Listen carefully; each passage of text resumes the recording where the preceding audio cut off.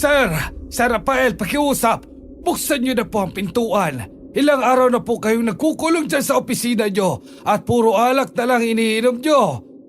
Wala po ba kayong balak lumabas?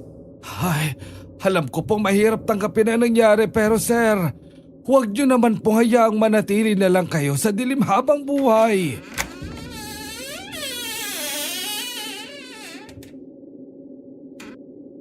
Sige na, Tatay Renato. Ako nang kakausap sa kapatid ko. Gusto mo bang magkasakit sa ginagawa mo, Rafael?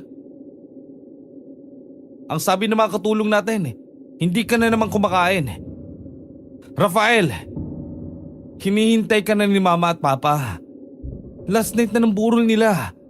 Hindi ka ba magpapakita man lang sa kanila? Para ano, Kuya Gabriel? Maging katatawanan ng mga bisita sa labas. Kahit hindi nila sabihin, ramdam ko sa mga tingin nilang pandidiri at takot. Sarili ko nga asawa ang kinakaya ako eh. Ano na naman kaartihan to, Rafael? Ikaw rin naman kasing may kasalanan eh. Marami kang pera para ipaayos yung sarili mo, pero ano? Mas pinili mong ganitong buhay. Kaya wag mo akong sisihin kung naiiya akong kasama ka. Ano na lang yung sasabihin ng mga tao kapag nakita nilang may asawa akong kagaya mo, ha? Tama na yun, Celestine. Baka nakakalimutan mo kung sino ang sinasabihan mo at kung ano ka lang sa pamamahay na to. Ewan ko ba naman kasi dyan sa kapatid mo, Gabriel? Sana pala namatay na lang siya sa sunog. Kasi ganyan ang itsura niya. Mukha siyang halimaw. Dear Miss Amy, minahal ko siya kahit siya'y aswang. Dear Miss Amy, pag-ibig ba ito o sumpa? Dear Miss Amy, natatakot ako sa kanyang lihim. Ito ang aswang love story. Dear Miss Amy.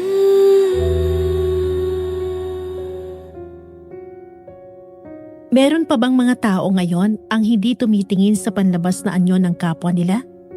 Yun bang mas mahalaga ang nasa loob at nasa puso kaysa sa physical appearance? Kung ikaw ang tatanungin ko, may kakilala ka pa bang ganyan? I-comment mo nga't babasahin ko. Ano nga ba ang mas mahalagang tingnan mo sa isang tao? Physical look o yung ugali? Ang daming tanong, no? Pero di ba kapag nagmahal ka, dapat tanggap mo lahat sa kanya kahit ano pa siya? Kasi sa totoo lang, madalas lalo na ngayon sa karamihan, itsura na ang unang basihan. Kapag hindi ka kagandahan o kagwapuhan, kapag marami kang pimples, kapag hindi ka pasok sa standard ng lipunan, madaling bumaba ang self-confidence mo.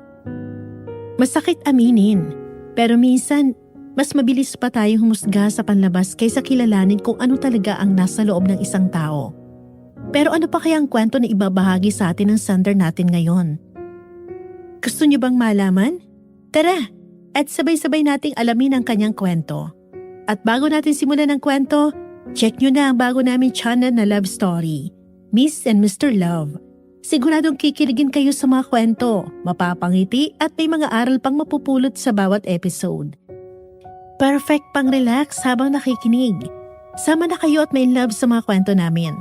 Makikita ang link sa pinned comment sa upload natin na to. Subscribe na kayo. Huwag niyong kakalimutan ha. Miss and Mr. Tagalog Love Story. Isang mapagpalang araw po, Miss Amy. Kumusta po kayo? Tago niyo na lamang po ako sa pangalang Clarice. Avid fan po ako ng inyong channel. Nakakatuwa po kasi makinig ng mga kwento dito. Pati na sa ibang channel gaya ng Kwentong Takip Silim, Sitio Pangil, Aswang Confessions, Aswang Diaries, Sitio Bangungot at Aswang Radio. Nakakawala din po kasi ng pagod at stress. Kaya nung nagkaroon po ako ng pagkakataong sumulat sa inyo, ay sobrang saya ko po. Sana po'y mapili ang aking sulat. Ang kwentong ibabahagi ko po ay hindi tungkol sa akin, Miss Amy, kundi tungkol sa dating amo ng aking tatay. Mahigit 12 taon na din po nung mangyari ito. At malinaw pa rin sa akin ang mga kwento na ibinahagi ng tatay ko na tawagin na lamang po natin sa pangalang Renato. Mayaman ang angka ng pamilyang pinagsilbihan ng tatay Renato ko noon. Hindi ko na lang po sasabihin kung anong pamilya sila kabilang. Pinalitan ko rin po ang lahat ng pangalan ng mga taong involved sa kwentong ito, pati ang ilang detalye ng totoong pangyayari upang maprotektahan ang aming privacy at identities. Ayoko po kasing may makakilala sa amin. at baka isang araw ay pagpiestahan kami ng mga tao. Isa pong personal driver si tatay noon, Miss Amy, at kuminsan ay personal bodyguard na din. Isa pong retired army ang tatay ko kaya pasok siya sa qualifications nila nung mag-apply siya sa pamilyang yon. Ayon sa kanya, napakabait daw ng amo niya. Naitago na lang po natin sa pangalang Rafael Montenegro. So bale, ikikwento ko ito sa point of view ni Rafael para mas maintindihan po ninyo ang takbo ng istorya. Ayun na nga po, mabalik na tayo, Miss Amy. Bukod sa magandang ugali, ubod din daw ng gwapo si Rafael. Matangkad, matalino, at magaling sa larangan ng business. Kaya marami ang humahanga sa kanya at ipinagmamalaki talaga siya ng kanyang pamilya, lalo na ng mga magulang nito. Almost perfect na nga raw talaga, Miss Amy. At masasabi mong nasa kanya ng lahat. Na kahit may asawa na si Rafael na mahal niya at ganun din ito sa kanya, ay marami pa rin nagkakagusto at nagpapantasya sa lalaki. Masasabi mo na nung nagpasabog ng swerte si Lord gising na gising itong si Rafael at sinalon niya ng lahat ng swerte. Ngunit isang araw, nawala raw lahat ng yon sa amo ni tatay, Miss Amy. Kagwapuhan, kasikatan at pati ang mga taong akala niya totoong nagmamahal sa kanya ay tinalikuran siyang lahat. At hindi na halos makilala pa ni tatay ang dating amo niya dahil kasabay ng pagkawala ng kagandahang lalaki nito ay hindi na din niya makita ang kagandahang loob ni Rafael. Palagi na raw ito nakasigaw, mainit ang ulo at tila ba galit sa mundo. Noong mga panahong yon ay nahiling na lang daw ni tatay na sana may dumating sa buhay ng kanyang amo at maibalik ito sa dati. Pero nasobrahan naman daw atang hiling ni tatay, Miss Amy. Dahil may kakaibang nilalang daw po ang dumating sa buhay ng kanyang bilyonaryong amo.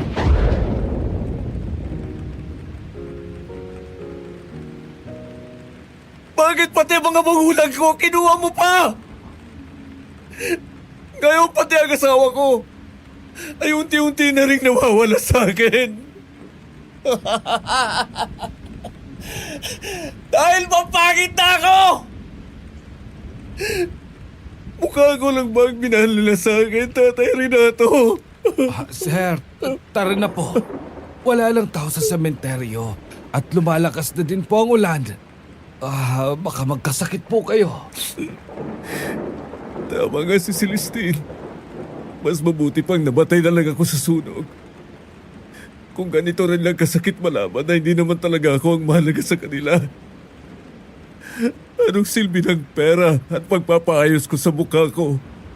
Kung peking pagmamahal lang din naman ang makukuha ko. Huwag naman po kayo magsalita ng ganyan, Sir Rafael. Ay malay nyo may dumating sa buhay nyo. Kaya huwag kayong mawala ng pag-asa. Ipapanata ko yan sa ubando, sir. Para maging masaya ka na. Kalokohan! Sino namang tatanggap sa ganitong itsura, ha? Ikaw? Bakit ka pa nagtatsaga sa akin? Umalis ka na rin. Iwanan niyo na akong lahat! Sir Rafael, gising!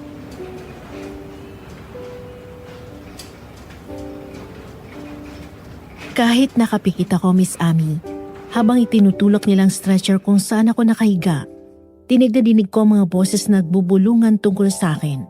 Tungkol sa pangit kong mukha. Ultimo nurse at doktor, takot at nandidiri silang hawakan ako. Napaisip ako, bakit pa sila pumasok sa ganong propesyon kung pandidirihan lang din nila ang mga pasyente nila? Wala rin naman ako magagawa sa opinyon ng mga tao sa paligid. Hindi ko kontrolado kung anuman ang mga iniisip nila dahil yon ang nakikita nila. Pero napagtanto ko, Miss Amy, masyadong unfair mabuhay sa mundong ito ang mga katulad kong parang walang lugar dito. Kung hindi lang dahil sa pera ko, aasikasuhin pa kaya nila ako? Paano pa kung wala? Hahayaan na lang ba nila ako? Siguro oo, dahil pakiramdam ko walang karapatang mabuhay sa mundong ito na punong-puno ng mga mapanghusga ang isang kagaya ko. Kung noon puro papuri ang mga naririnig ko, ngayon ay puro pagkadisgusto na. Pero Miss Amy, wala akong pinagsisisihan sa ginawa kong pagliligtas sa mga empleyado ko nung masunog ang isa sa planta ng Montenegro Holdings. Kung mauulit man yon, ganun pa din ang gagawin ko. Ang iligtas sila, kapalit man ito ang buhay na meron ako.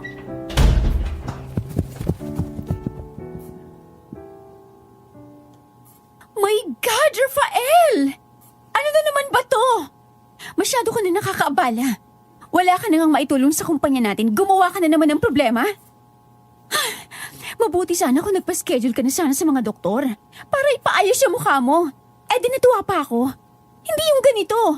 Laging tampulan na din tuloy ako ng katatawanan ng mga tao dahil may asawa raw akong halimaw. Yan ang mahalaga sa'yo, Celestine. Ang image mo. Wala ka na ba talagang pakialam sa akin? Asawa mo ako, Celestine. Akala ko ba mahal mo ako? Na hindi mo ko iiwan kahit anong mangyari. Ang sabi mo, lagi ka lang nasa tabi ko. Noon yun, Rafael! Nung hindi pa ganyan ang itsura mo. Hindi mo lang alam kung ano-ano lang sinasabi nila sa akin. Rafael, nakakahiya na. Hindi ko na kaya yung ganito. Pinagtatawanan din nila ako. Napangit na nga daw ang asawa ko. Wala pang silbi. Yung ibang mga investors at stockholders gusto na mag-pull out sa kumpanya. Mabuti na lang nandun ang Kuya Gabriel mo. Wala akong pakialam sa kumpanya, sa mga investors, at mga taong wala namang ambag sa buhay ko. May gusto lang akong malaman, Celestine. Mahal mo pa ba ako? Sino ba ang minahal mo, Celestine? Yung pagkatao ko o yung mukha ko? Ano bang klaseng tanong yan, Rafael? Siyempre naman minahal kita. Kaya nga nandito ako para pilitin kang gawin na ang operasyon. Maraming magagaling na doktor sa ibang bansa. Nasisiguro kung maibabalik nilang dati mong itsura. Pero ang problema sa'yo, ayaw mo. Hinayaan mong ganituhin nila tayo. Minahal? Ibig sabihin, hindi mo na ako mahal ngayon. Minahal mo ako noon dahil sa itsura ko. Pero nang mawala yun, nawala din ang pagbabalbo sa akin.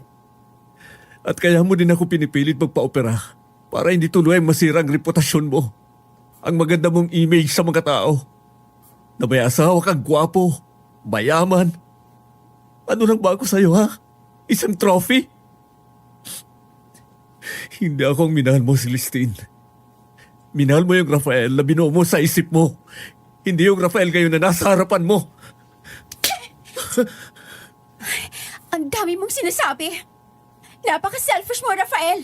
Wala kang kwenta. Mas mabuti pang maghiwalay na lang tayo. Hindi ako selfish, Celestine. Mabilis ka lang talagang makalimot. Itsura lang ang nagbago sa akin. Hindi ang puso ko.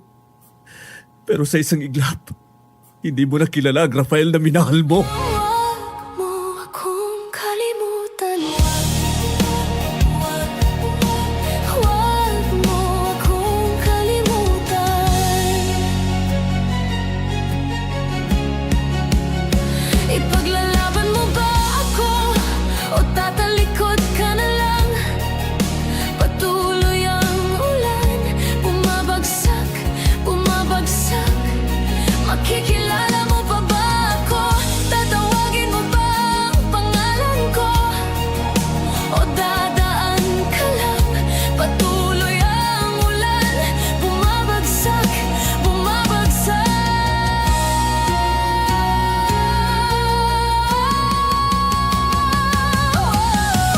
Huwag mong ipagkunwari na wala lang to. Nasa huli, wala akong halaga. Hindi kita sasaktan o pipilitin. Takot lang ang pumigil sa'yo. Huwag mo akong kalimutan. Mag-isa akong sumasayaw. Alam mo yan. Kung kailangan, haharapin ko ang lahat para buuin ulit ang nasira sa atin. Huwag mo akong kalimutan. Huwag, huwag, huwag, huwag. Huwag mo akong kalimutan. Huwag mo akong kalimutan. Huwag, huwag, huwag, huwag.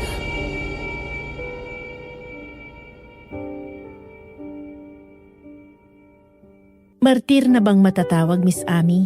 Kung sa kabila ng lahat ng narinig at sinabi sa akin ni Celestine, ay mahal ko pa rin ang asawa ko.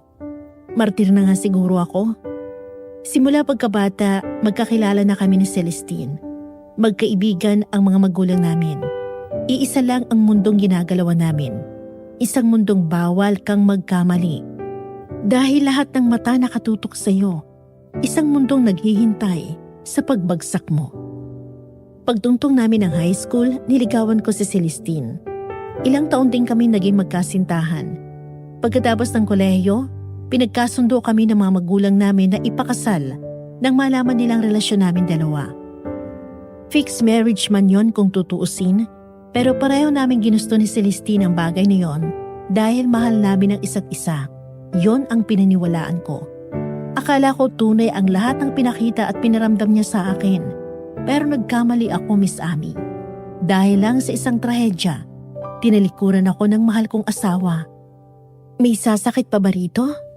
Para akong namatayan ng 3 beses. Una, nang mawala si mama at papa. Pangalawa, nang mawala ang dating ako. At pangatlo, nang unti-unting mawala sa akin ang asawa ko kahit buhay pa siya. Mahirap din ba ang hiling ko? Na gusto ko lang naman matanggap nila ako ng buo. Na mahalin nila ako ng totoo. Yon ang dahilan kung bakit ayokong umuo sa mga doktor na nag-aalok sa akin ng operasyon. Hindi dahil wala akong kakayahan. Hindi dahil natatakot ako sa sakit. Kundi dahil sawa na ako maging perpekto para sa iba. Sawa na ako magpanggap. Sawa na ako maging bersyon ng sarili ko na tanggap ng mundo, pero hindi tanggap ng mga taong mahal ko kapag nawala ng kinang. Kung magpapa-opera ako, para kanino ba talaga? Para sa sarili ko? O para maibalik ang respeto nila? Ang paghanga? Ang peking pagmamahal? Nakakapagod din pala, Miss Amy. Nakakapagod mabuhay sa mundong puro pagkukunwari. Nakakapagod patunayan ang halaga mo sa mga taong ang batayan lang ay kung ano ang nakikita nila sa salamin. At sa unang pagkakataon sa buong buhay ko, gusto ko lang maging totoo. Kahit pangit, kahit wasak, kahit hindi na perpekto. Dahil kung may taong magmamahal man sa akin balang araw, gusto ko yung Rafael na sugatan ang piliin nila. Hindi yung Rafael na hinulma lang ng paningin ng iba.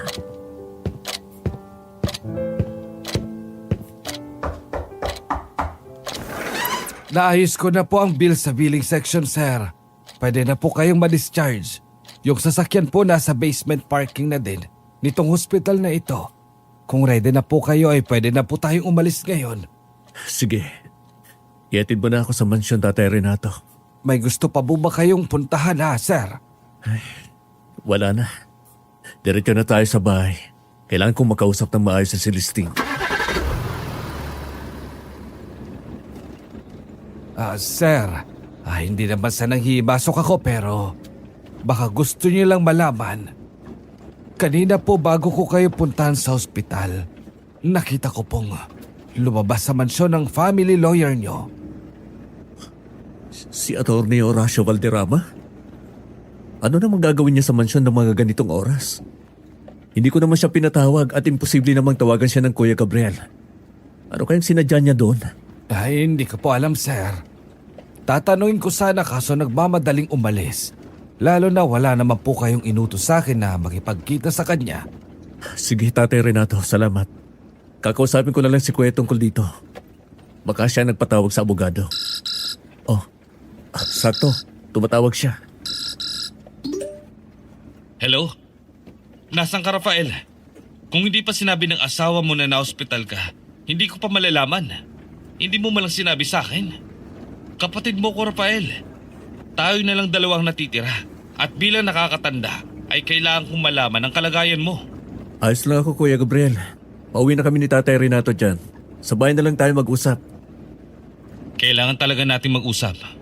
Dahil yung asawa mo, nadatnang ko kanina nag-e-empake ng mga gamit niya. Hindi ko na napigilang umalis.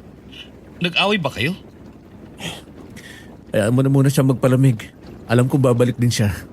Hindi niya ako matitiis. Galit lang siya kanina. Alam kong mahal pa rin ako ng asawa ko. Hello? Rafael?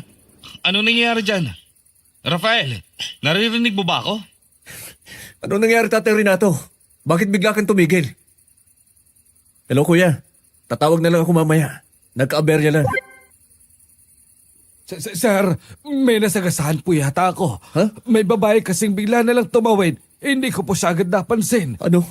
Bakit hindi mo tingnan? Bumaba ka. Baka kung anong nangyari sa babaeng sinasabi mo. Ha? Sir, nawala po yung babae. Pero imposible naman yun. Sigurado ako sa nakita ko at alam kong natamaan ko siya. Pero bakit wala siya dito? Oh, pucha. Pusa lang naman pala eh. Pumasok ka na sa loob ng sasakyan, Tate Renato. Umuwi na tayo.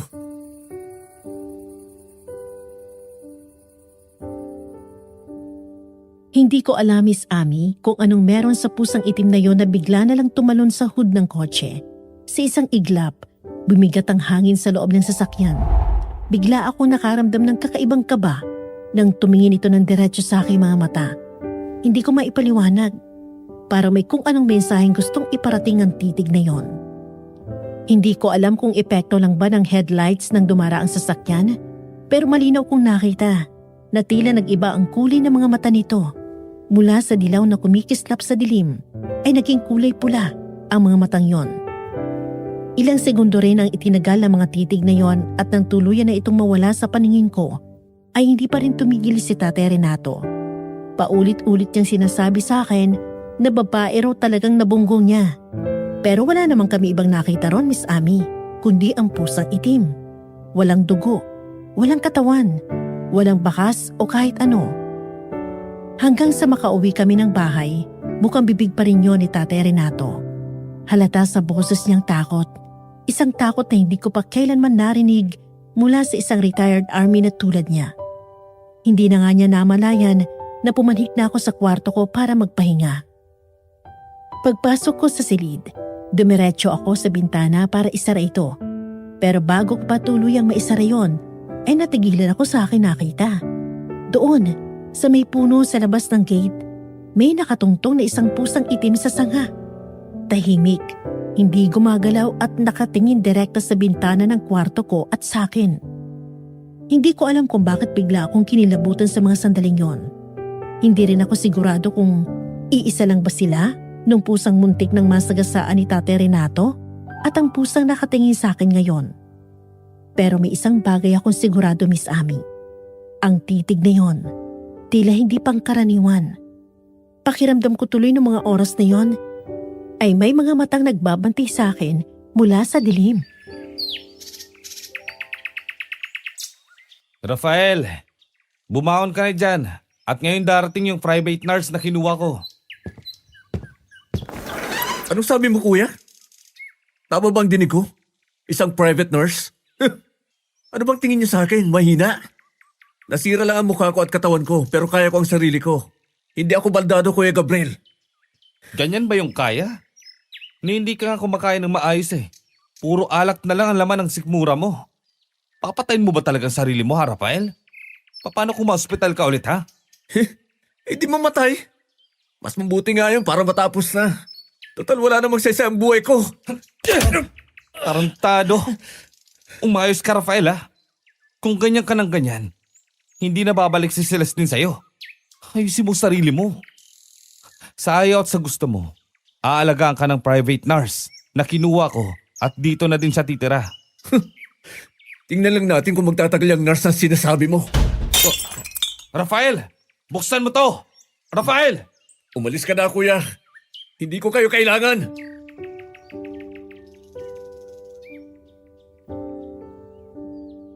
Private nurse? Nang marinig ko yun mula sa kapatid kong si Gabriel, Miss Amy, hindi ko alam kung anong dapat kong maramdaman. Galit ba? Inis?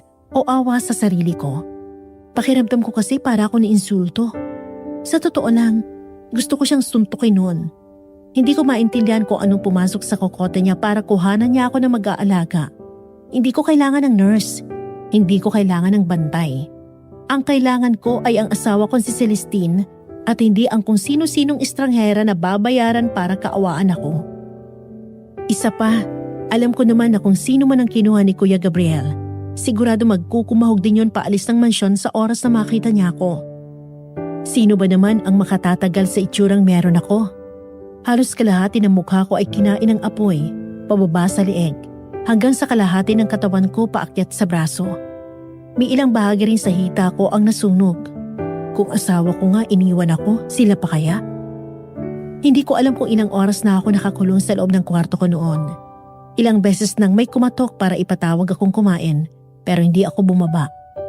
Pati si Tate Renato na naglakas loob dalan ako ng pagkain, ay hinagis ko lang palabas ng pinto ang tray na dala niyang may laman ng pagkain. Mula umaga hanggang tanghalian, puro alak ang tinutungga ko. Gusto kong patahimikin ang isip ko. Gusto kong patayin kahit saglit ang mga boses sa loob ng ulo ko na paulit-ulit na nagsasabing wala na akong halaga. Halimaw. Hanggang sa marinig ko ang tunog ng doorbell sa labas ng mansyon. Dala ang bote ng beer. Tumayo ako at naglakad papunta sa bintana para tingnan kung sino ang dumating. Pagbukas ng gate, may isang babaeng nakasuot ng puting uniforme na pang nurse ang pumasok. At sa hindi ko maipaliwanag na dahilan, parang kinapusan ako ng hininga ng mga oras na yon. Mahaba ang alon-alon at itim nitong buhok, maputi ang balat, hindi katangkaran, maamo ang mukha, maganda, napakaganda. At ngayon, nakatingala siya at nakatingin sa gawi ko. Nagkatidigan kami Miss Ami at sa unang pagkakataon matapos ang trahedya, may isang babaeng diretsyong tumingin sa akin, hindi umiwas, hindi na paatras. Pero sa kabila noon, nakaramdam ako ng galit. Galit para sa sarili ko at pagkapahiya dahil nakita niya kung gaano ako kapangit. Mabilis akong tumalikod at isinara ang bintana, pati na rin ang kortina. Nilamon na naman ang kadiliman ng buong silid, gaya ng gusto ko. Ayoko na ng liwanag. At hindi ko alam Miss Ami, na doon na rin pala magsisimulang mas lalo pang gumulo ang buhay ko dahil sa isang private nurse.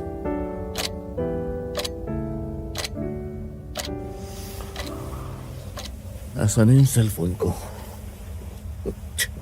Sino ka? Ano ginagawa mo sa kwarto ko ha? Good evening, Sir Rafael. Ako po ang private nurse nyo. At si Sir Gabriel po ang nagpapasok sa akin dito. Lumabas ka! Hindi kita kailangan! Oh, relax lang po, sir.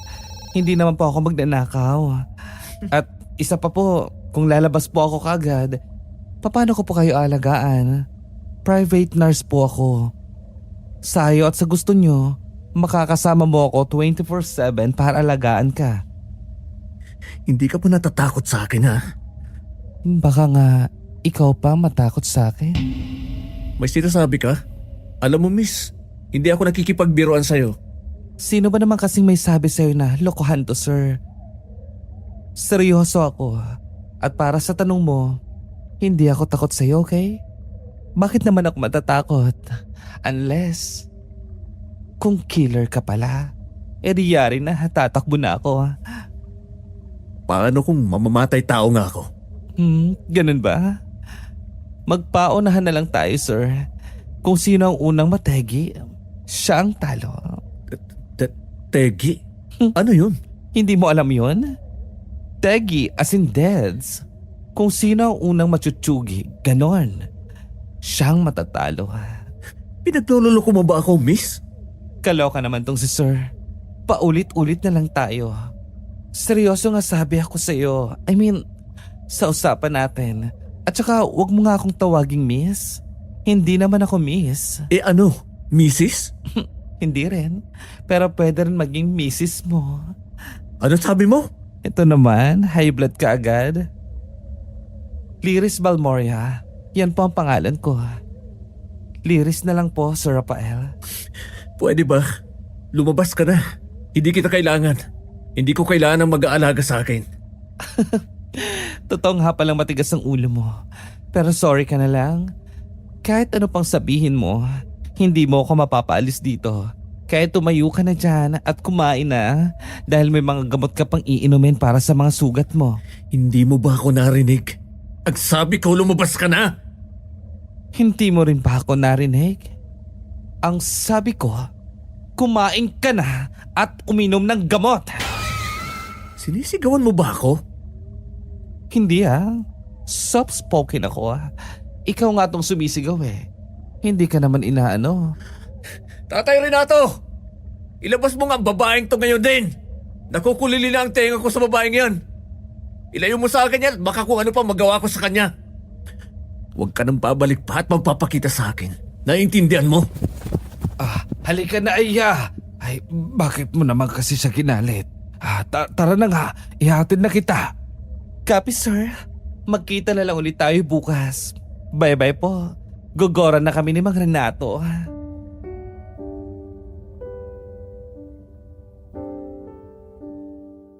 Ang babaeng yon, Miss Ami. Ang lakas ng loob niya sigawan ako. Ang sabi niya, hindi siya natatakot sa akin. Kalokohan. Baka nagpapanggap lang siyang katulad ng iba. Yung mga mapagkunwari.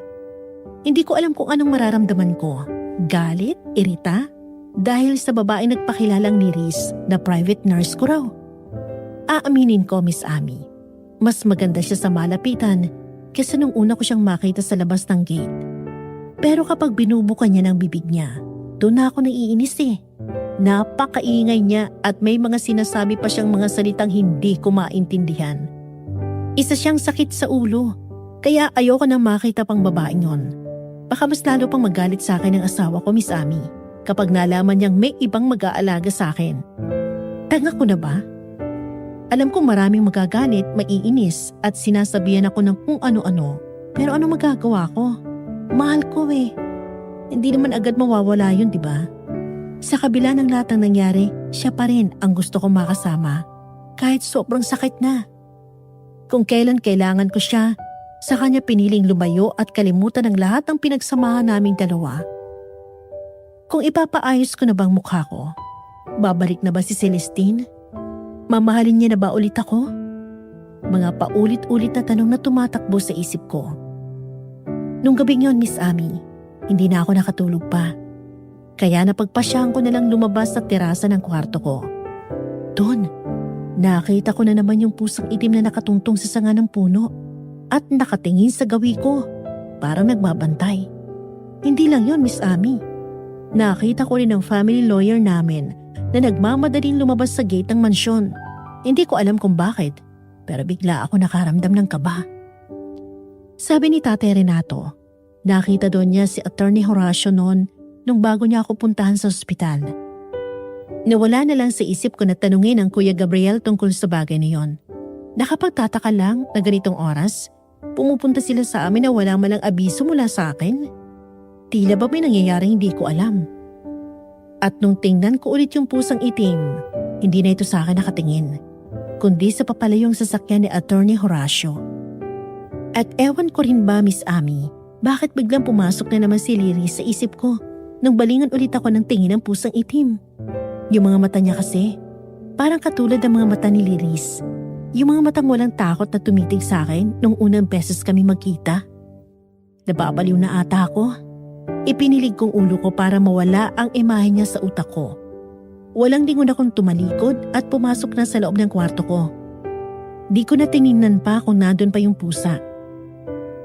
Dahil hindi na rin lang ako makatulog, ay napagpasyahan kong pumunta sa cellar ng mansyon para kumuha ng alak. Pero hindi pa man ako nakakarating doon, ay nakarinig ako ng ingay at mga kaluskos sa lumang office ng aking ama.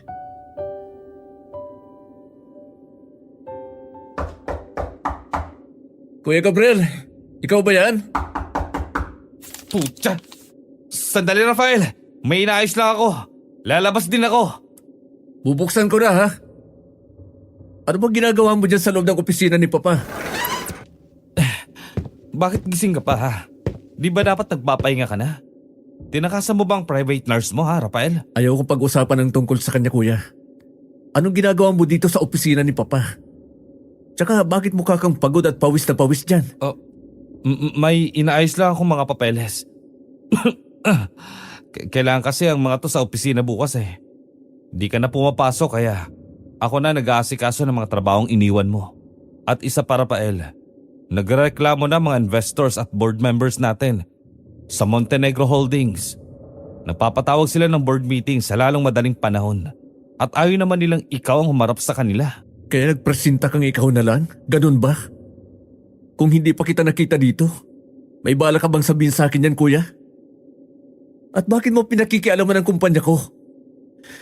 As far as I remember, may mga taon akong inutusan na kahit wala ako ay sila muna ang magmamanage ng kumpanya. Kaya kahit hindi pa ako bumabalik, hindi lulubog ang negosyo ko. Kahit nasunog yung isang planta ay mabilis naman yung naayos. Pero ano to? Kumikilos ka nang hindi ko alam? Sa akin yun, kuya. At karapatan kong malaman ang nangyayari. Kaya ba wala na akong natatanggap na report mula sa kanila dahil pinatigil mo? At ikaw na ang pumalit?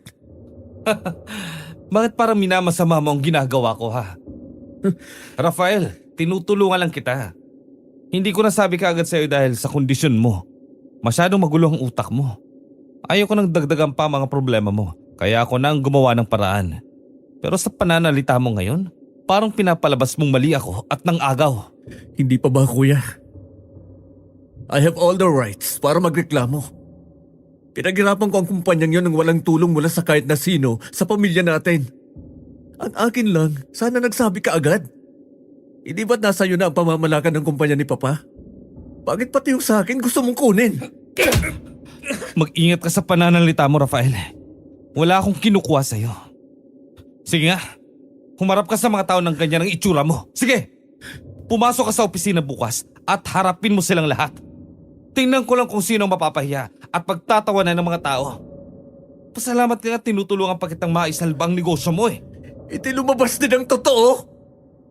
Sinamantala mo ang nangyari sa akin. Noon pa man alam ko may galit ka na sa akin dahil iniisip mo na lagi akong pinapaboran ni Mama at Papa. Kaya stop acting na may pakialam ka sa akin. Sabihin mo nga, sa'yo ba nakikipagkita si Atty. Horacio? Oh, ba't natigilan ka? Who knows, baka isang araw, nakuha mo na pala lahat sa akin.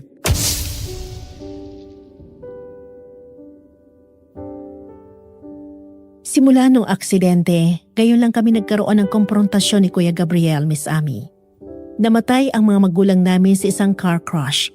Nung araw na nasunog ang isa sa mga planta ng Montenegro Holdings na pagmamayari ko, kung saan nandun din ako ay kasabay din ng pagkawala ng mga magulang namin. Nagmamadali silang puntahan ako nang mabalitaan nilang nangyari sa akin. Pero habang papunta sila, nabangga sila ng isang malaking truck.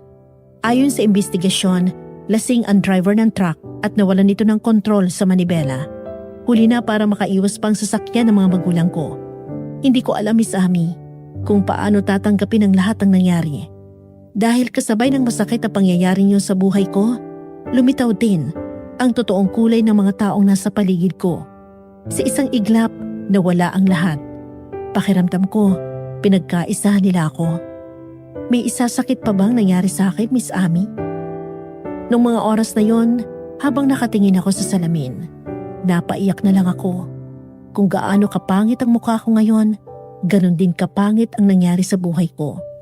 Naisip ko tuloy, kung hindi ba nangyari sa akin to, habang buhay na lang ba akong mabubuhay sa isang pagkukunwari? Yung mga akala ko may pakialam sa akin at kakampi ko, sila rin pala ang unang tatalikod sa akin. Alam kong mahal ako ng mga magulang ko, Miss Ami. Kahit naging sunod-sunuran din ako noon sa mga gusto nila. Hanggang sa dumating ang panahon na kaya ko nang tumayo sa sarili kong mga paa at hindi na nila kayang kontrolin pa ang buhay ko. Si Kuya Gabriel, alam kong noon pa ay may sama na ng loob sa akin. Akala niya kasi sa akin ipapamana ni Papa ang lahat ng assets niya. Kaya hindi ko alam kung bakit niya ginagawa to. At kung saan pa nanggagaling ang galit niya para pati kumpanya ko ay pag-interesan niya. Inaamin ko, tanga lang ako sa pag-ibig, Miss Ami. Pero hindi ako tanga para hindi malaman na humihingi siya ng tulong kay Atty. Horacio para mailipat sa pangalan niya ang mga property ni Papa. Pero hindi ako papayag na pati ang sakin ay pakialaman niya. Si Celestine ang naging inspirasyon ko para maitayo ko ang kumpanyang yon. Kaya kapag nawala yun sa akin, parang tuluyan na rin nawala si Celestine sa buhay ko.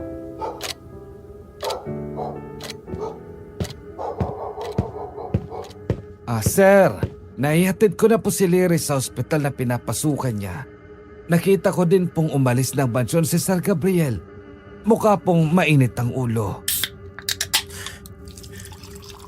Nagkasagutan ho kami kanina. Ay, hindi ko panghihimasukan kung ano man ang hindi nyo napagkasunduan ng kapatid mo. Pero gusto kitang maging masaya, iho.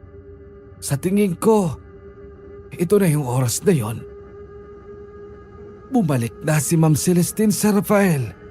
Nakita ko ang kotse niya na nakaparada sa garahe. Ano? Si Celestine nandito? Binalikan ako ng asawa ko, Tatay Renato? Oo, iho. Bumalik na siya. Nasaan siya? Bakit hindi ko pa siya nakikita? Siguro nasa kwarto namin. Pupuntahan ko na lang ang asawa ko, Tay Renato. Baka kanina pa niya ako hinintay doon.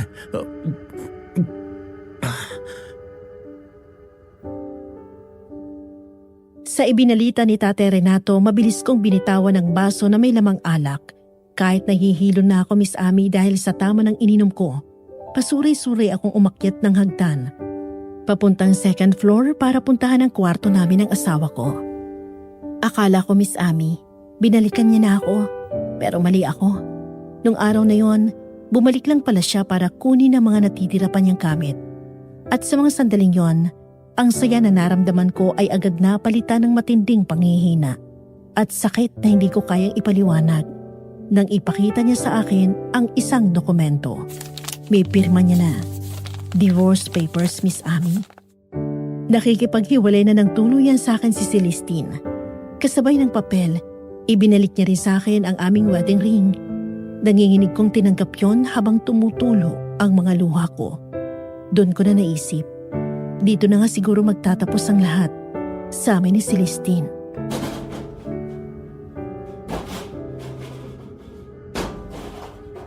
Ayaw mo na ba talaga? Iiwan mo na ba talaga ako? Bakit ang dali lahat sa'yo na bitawan ako, Celestine? Ayoko na, Rafael. Pagod na ako. Tingnan mo ako. Tumingin ka sa akin. Kung hindi mo kayang tumingin sa mukha ko, tumingin ka sa mga mata ko, Celestine. Nakikita mo ba ang Rafael na minahal mo na patuloy pa rin nagmamahal sa'yo? Ako pa din to, ang asawa mo. Hindi na kita makilala, Rafael. Isang halimaw nakikita ko sa harapan ko ngayon. Sige na, umalis ka na. Lumayo ka na sa halimaw na sinasabi mo. Kapag lumabas ka ng tuluyan sa mansyong ito, wala ka nang babalikan pa, Celestine. Huwag mong ipagkunwari na wala lang to. Nasa huli, wala akong halaga.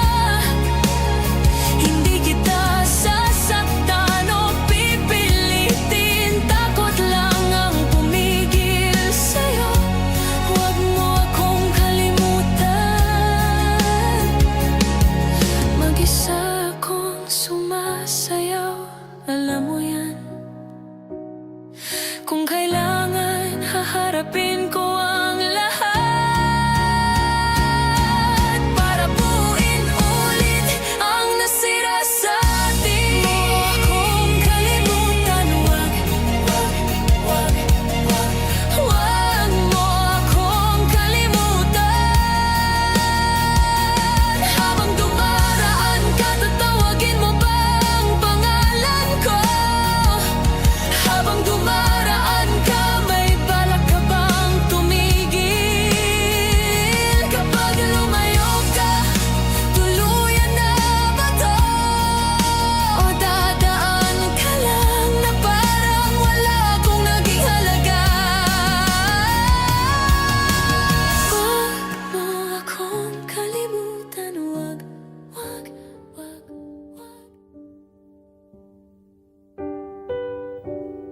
Bawat hakbang ng asawa ko palayo sa akin, Miss Ami, parang pinupunit ang puso ko. Mas masakit pa to kaysa sa mga sugat na natamo ko sa sunog. Hindi ko akalain na mawawala ang lahat sa akin. Ang mukha ko, ari-arian, mga magulang ko, at ang babaeng mahal ko. Nang tuluyan ko na siyang hindi makita, tinawag ko si Tate Renato para sundan namin si Celestine.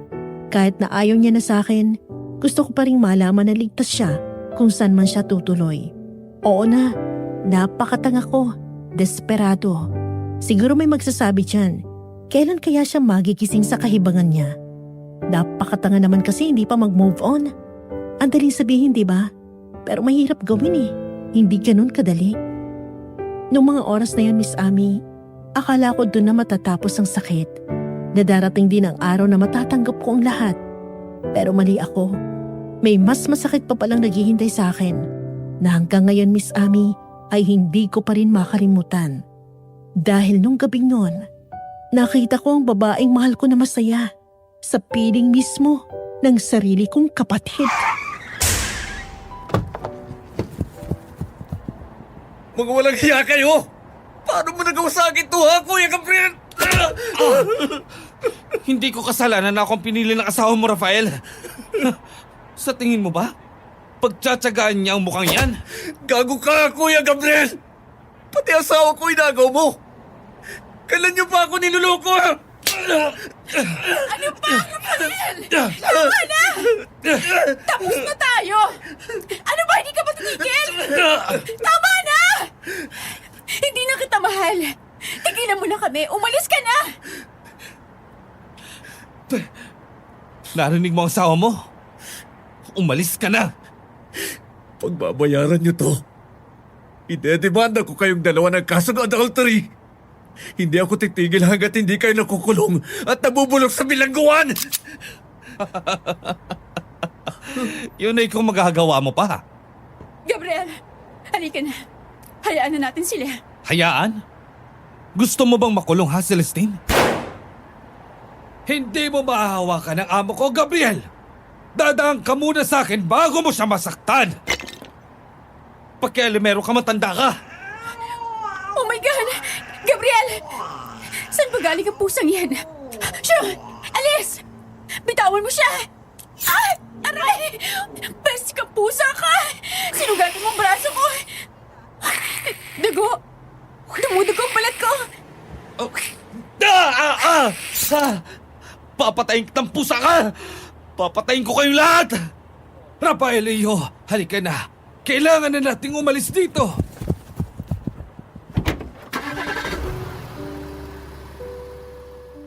Hindi na ako nakaimik pa nang hilahin ako paalis si Tate Renato mula sa parking lot ng hotel. Iniwan namin doon ang natatarantang sina Celestine at Kuya Gabriel na nagsisigawan sa sakit dahil sa biglaang pag-atake ng isang itim na pusa sa kanila. Ang itim na pusang lagi ko nakikita, Miss Ami. Yung pusang tila ba nagbabantay sa akin? Akala ko, katapusan ko na rin ng mga sandaling yon. Hindi ko lubos maiisip na magagawa akong tutukan ng baril ng sarili kong kapatid.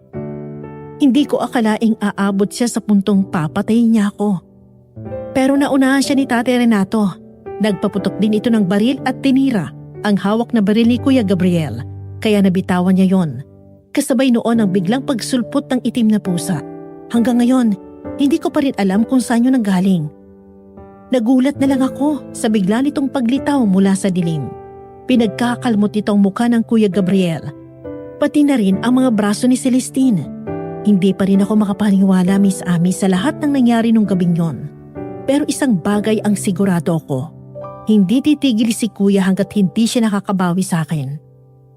Bago kami tuluyang makalayo sa lugar na yon, Miss Ami, binalingan ko pa ng tingin ang pusang itim.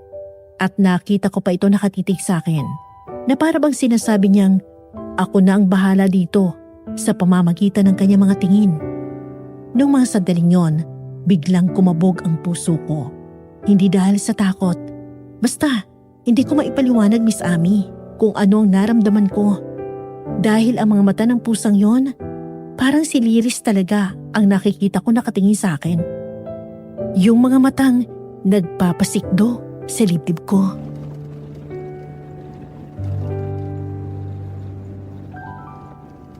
Hindi na tayo pwedeng bumalik ng mansyon, Iho. Siguradong babalikan ka ng kapatid mo. Maging sa iba mo pang property ay tsak na masusundan ka niya. Ngayon pa lang sigurado na akong nag-utos na siya sa mga tauhan niya para hanapin tayo. Saan tayo pupunta ngayon, Tate Renato? Anong nangyari? Bakit bigla kang tumigil? May nasagasaan ka na naman ba? Kasi sir, may Babae kasing bigla na lang sumulpot sa harap ng kotse kaya ako tumigil. Mabuti na lang hindi ko nasagasaan. Babae? Teka, totoo ba itong nakikita ko? Laris? Si Laris ba yan?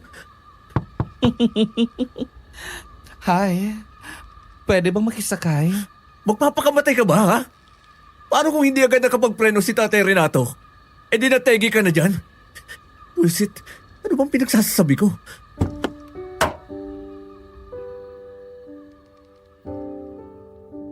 Hindi ko alam kung anong pumasok sa kokote ko ng mga oras na yun, Miss Amy.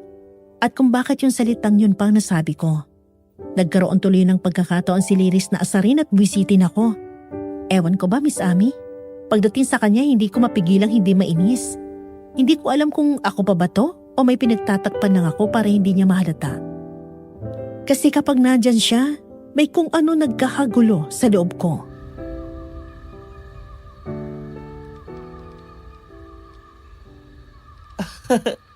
Huy, alam niyo na ang nategi. Ikaw, sir, ha? Buhay pa naman ako, Sir Rafael. Magaling na driver si Tatay Renato. Hindi niya ako nabunggo, see? Diba? Walang gasgas or kahit ano. Is still alive and kicking. Ba't sumasagot ka pa talaga? Ano ba kasing ginagawa mo sa kalsada ng ganitong oras? Madaling araw na pakalat-kalat ka pa. Grabe ka na sa akin, sir, ha? Pakalat-kalat talaga. Di ba pwedeng katatapos ko lang mag-duty sa ospital? Ay, grabe eh. Pagod na pagod ako sa tinrabaho ko kanina. Ang sakit pa ng tenga ko. Ang ingay ng dalawang yun. Gusto ko na lang talagang umuwi. Kaya sakto na mukhaan ko ang sasakyan nyo, kaya pumara ako. Sa susunod, wag mo nang gagawin yon. Paano kung hindi pala kami ang hinarang mo, ha? Nakamukha lang pala ng sasakyan namin yon. Ano sa tingin mo ang kahinatan mo? Sige nga. Imposibleng magkamali ako. Dahil kahit nasa malayo ka, ay alam kong ikaw yon. Ano bang pinupulong-bulong mo dyan? Para kang bubuyog. Sasakay ka ba o ano? Kung ayaw mo, maglakad ka na ng pauwisan nyo. Ito naman si sir, nag-alta presyon na naman. Ito na nga po sasakay na. Tara na ho, Mang Renato. Ituturo ko na lang po ang daan papunta sa amin.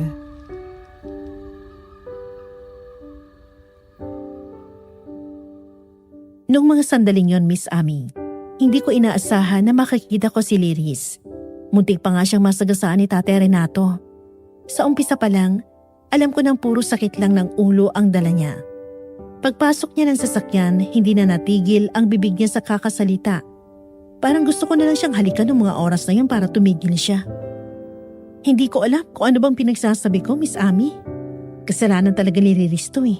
Ginugulo niyang isip ko. Pero sa kabila ng lahat, aaminin ko, Miss Amy. Kapag nandyan siya sa paligid, nakakalimutan kong problema ko. Kahit maingay siya at hindi ko maintindihan ang iba niyang sinasabi, binibigyan niya ng ingay at bahagyang liwanag ang tahimik at madilim kong mundo. Hindi ko na alam kung kailan siya tumahimik. Dahil habang lulan kami ng sasakyan, napansin kong napapaliyo na kami sa syudad. Wala na halos ako makita mga bahay. Lubak-lubak pang dinadaanan namin at puro nagtataasang puno ang nakikita ko. Malapit na ding mag-umaga sa labas. Mabuti na lang full tank ang kotse. Dahil kung maubusan kami, malabong may makita kaming gas station para hintuan. Naisip ko pa na pagtripan yata kami ni Liris dahil yung direksyon na binigay niya ay masyadong malayo at liblib. Pero sumulong pa rin kami. Umaasang may makikita mga bahay sa lugar. Hanggang sa paunti-unti, may nakikita na akong iilang-ilang bahay sa paligid. Ilang oras din ang biyahe namin bago nakarating sa dulo ng tila liblib na baryong aming napuntahan. Dito ipinatigil ni Liris ang sasakyan sa isang maliit na bahay na gawa sa kawayan at sinabi niyang nakarating na kami. Pinagmamasdan ko ang bahay na itinuro niya. Para yung maliit na rest house, Miss Amy. O tamang sabihin na kubo. Malinis tingnan at mukhang presko. May mga nakita rin akong halaman at tumutubong bulaklak sa paligid ng bakuran. Nang makababa kami, may nakita na din akong magilan-gilang tao sa labas dahil medyo maliwanag na noon, Miss Amy.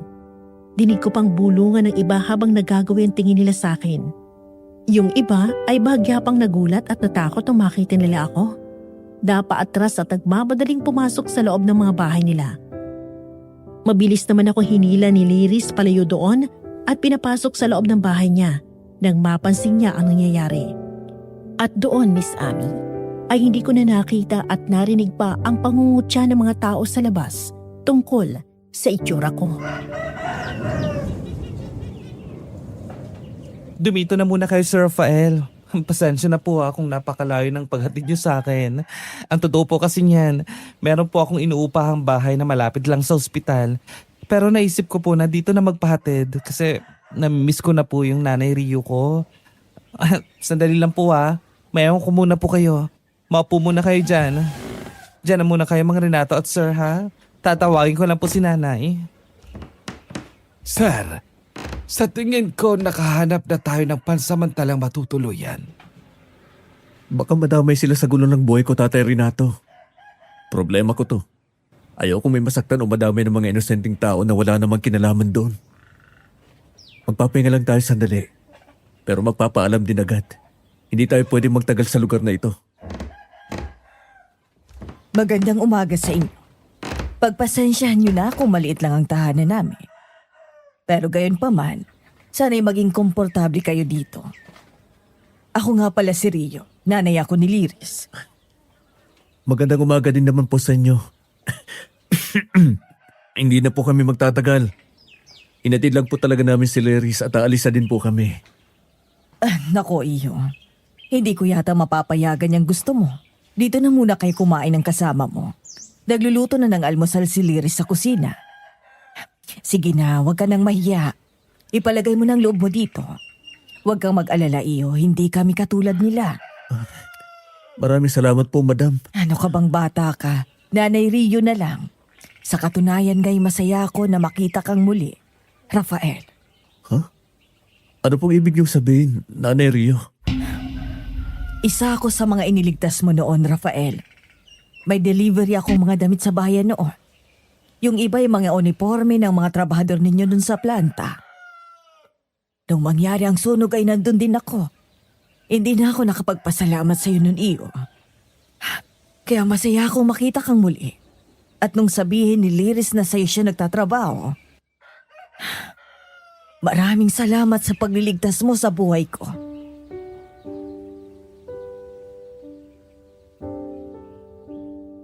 Noong mga oras na yon ay umiiyak akong niyakap ni Nanay Rio, Miss Amy. Hindi ko na napigilan ang sarili ko maging emosyonal. Sa mga sandaling yon, pakiramdam ko ay tanggap ako at nasa tamang lugar ako. Sa unang pagkakataon, Miss Amy, nakaramdam ako ng kapayapaan sa loob ko.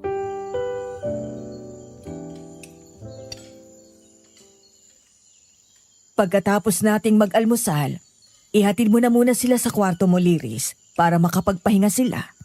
Doon mo na lang din sila patulogin at magtatabi na lang tayo sa kwarto ko. Opo, Nay. Wala pong problema. Sige na, kain lang kayo dyan, Rafael. Renato, huwag kayong mahiya. Tatapusin ko lang yung mga kortinang tinatahi ko para maihatid ko ng mga yun sa bayan. Maraming salamat po, Nay Rio. O siya, sige. Maiwan ko na muna kayo, ha? Liris anak, ikaw nang bahala sa mga bisita natin. Opo, Nay. Ako na pong bahala.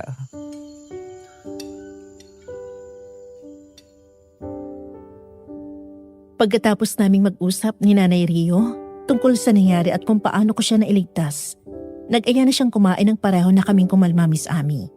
Habang nag-aalmusal kami, ay nabanggit ko na rin sa kanila ang sitwasyon namin ni Tate Renato. Doon ko sinabi sa kanila ang lahat ng nangyari simula umpisa. Wala akong itinako. Nang mailabas ko ang lahat, para ako nabunutan ng tinig sa dibdib. Pakiramdam ko kasi may nahanap akong kakampi sa katauhan ni Nanay Rio at Liris. Nang alukin nila kami na doon na muna tumuloy at manatili pansamantala, mabilis ko yung tinanggihan. Sinabi ko na ayoko madamay sila sa problema ko. Pero nagpumilit si Nanay Rio. Ang sabi niya, simula raw nang tumungtong ako sa kanilang pamamahay, ay kapamilya na nila ako. Kaya kung ano man ang problema ko, problema na rin daw nila. Nakakayaman, Miss Amy. Pero hindi ko na napigilan pang aking sariling mapaiyak ng mga sandaling yon. Hindi naman siguro kabawasan sa pagkalalaki ko yon.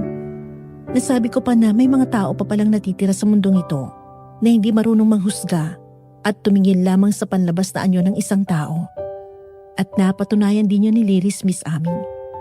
Simula pa lang nung una kaming nagkita, pinaramdam niya na sa akin na hindi mahalaga kung ano ang nakikita sa labas. Ang mas importante ay ang ugali at ang puso ng isang tao.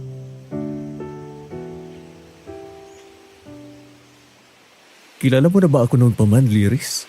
Ang totoo niyan, nakilala lang kita pagkatapos nung sunog na nangyari. Naka-duty ako nun sa ospital nang makita kong isa si Nanay Rio sa mga sinugod nila sa pinagtatrabahuan ko. Nagkalat din ng mga media noon. Kaya nahirapan akong lumapit sa kanya at doon din kita unang nakita. Bago ka pa maikwento sa akin ni Nanay. Nakita mo na pala ako sa pangit na sitwasyon ko noon.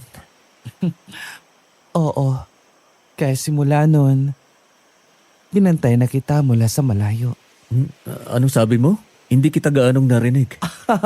Ang sabi ko po, pasensya na kung hindi ako isa sa mga nurse na nag-asikaso sa'yo noong mga oras na yon.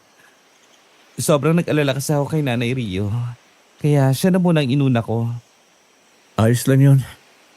At saka hihingi na rin ako ng pasensya kung nitong mga nakarang araw ay lagi kitang nasisigawan. At kung ano-anong masasakit na salita ang nasabi ko sa'yo. Alam mo ang cute mo palang humingi ng sorry. Wala naman sa akin yun. Sa klase ng trabaho ko, sanay na ako sa mga pasyenteng masusungit at bugnutin. Nakagaya mo. Ganun ba? Siya nga pala, matanong ko na din. Paano nga pala kita naging private nurse? Nung sinugod ka ni Tatay Renato sa ospital, nakatanggap ako ng tawag sa head nurse namin noon. Nagpakilala tong Gabriel Montenegro. Nang sabi niya kapatid mo raw at naghahanap siya ng mag-aalaga sa'yo. Huwag ka magagalit sa akin ha. Bakit naman ako magagalit sa'yo? Kasi hiniling ko na walang pumayag sa mga kasamahan ko. Kaya nung narinig ko na walang may gusto sa kanila, natuwa ako. At agad akong nag-volunteer na maging private nurse mo. Gusto ko kasing bumawi sa kabutihang ginawa mo para kay Nanay. Kaya lang, hindi ko alam na ubod pala ng sungit ang pasyente ko. Maloko ka pala. Pero alam mo, mabuti na yung nangyari na ikaw yung nurse na napunta sa akin. Siguro kung iba yun, baka tumakbo na agad yung pala sa akin. Huwag kang mag-alala. Hindi ako galit sa'yo. Naiigay lang talaga ako sa kadaldalan mo. First day mo pa lang noon, nakuha mo na ang inis ko eh. Sus, baka puso mo yung tinutukoy mo, sir, na nakuha ko. Alam mo ikaw, ang hilig mong bumulong. Ang sabi ko po, tanggap mo na ako ang private nurse mo? Makakahindi pa ba ako? Nandyan ka na para alagaan ako, Liris. Aalagaan kita, Sir Fael, sa abot ng aking makakaya. Hindi kita iiwan. Hanggat kailangan mo ako, narito lang ako sa tabi mo. Hindi ka ba natatakot sa akin, Liris? Tingnan mo ako. Hindi na ako yung dating Rafael. Nakakadiri. Mukha na akong halimaw. Alam mo, Rafael, itsura lang ang nagbago sa'yo. Pero hindi ang buong pagkatao mo. At saka bakit naman ako matatakot sa'yo? Hindi ako takot sa'yo. Sa totoo lang, mas nakakatakot pa yung taong may maruming puso kaysa sa taong may peklat sa mukha. Liris. Ano naman kung ganyan ang itsura mo? Ano naman kung hindi ka nila tanggap? Hindi mo sila kailangan, Rafael. Ang kailangan mo ay ang pagtanggap mo sa sarili mo. Huwag mong kalimutan kung sino ka. Magbago man ang pisikal mong anyo, huwag mong kalimutan ang laman ng puso mo. Magpakatotoo ka lang, Rafael. Hindi para sa kanila, kundi para sa sarili mo. Hindi lahat maintindihan ka. Kaya huwag mong baguhin ang buong pagkatao mo para lang makuha ang respeto nila. Respetuhin mo muna ang sarili mo. Doon ka magsimula.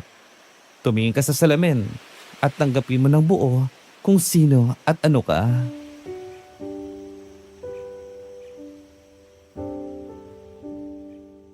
Nung mga oras na yon, Miss Ami, mas lalo kong napatunayan na iba si Liris.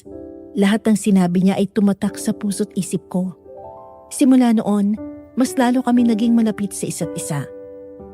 Habang nakikitira at nagtatago kami sa bahay nila Liris at Nanay Rio, lihim ko namang pinapakilo si Tate Renato. Pinagbanban ko siya sa labas ng mansyon kasama ng iilan kong mapagkakatiwala ang tauhan para bantayan ang bawat galaw ni Kuya Gabriel at ang family attorney namin. Kailangan ko makakalap ng sapat na ebidensya laban sa kanila. Kahit na nakuha na ni Kuya Gabriel sa akin ang kumpanya ko at halos lahat ng ari-arian na pinamana sa akin ni Papa, lingid sa kaalaman niya, may mga koneksyon at assets pa ako nakapangalan sa ibang tao. Kaya hindi niya yun natuntun. Habang tumatagal ang pananatili namin ni Tate Renato sa lugar ni Liris at Nanay Rio, unti-unting nagkaroon ng puwang sa puso ko si Liris. Kasabay din noon ang unti-unting pagkawala ng nararamdaman ko para kay Celestine. Habang lumilipas ang mga araw at pinag-aralan kong tanggapin ang sitwasyon ko, Miss Ami, inayos ko rin ang problema ko kay Celestine. Gamit ang mga connection ko, lihim kong prinoseso ang divorce papers namin. Naging madali lang yun dahil may pirma na ni Celestine ang mga dokumento. Kaya agad na apurbahan ang request ko.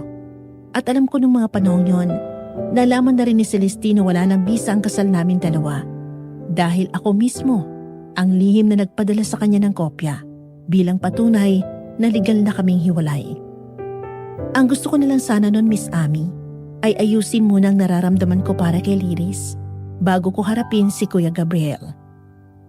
Akala ko wala nang magiging problema pa, pero nagkamali ako dahil hindi ko halos mapaniwalaan ang mga natuklasan ko, Miss Ami. Pero sa kabila ng mga nalaman ko ng mga sandaling yon, ay mas pinili kong pakinggan ang nilalaman ng puso ko kaysa sa pinapakita ng mga mata ko.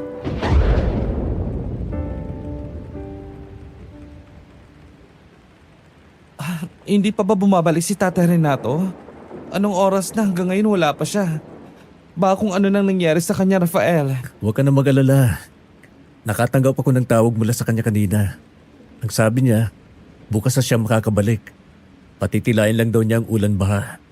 Hindi na kasi makadaan ang kotse dahil lubog ang ibang daanan papunta dito.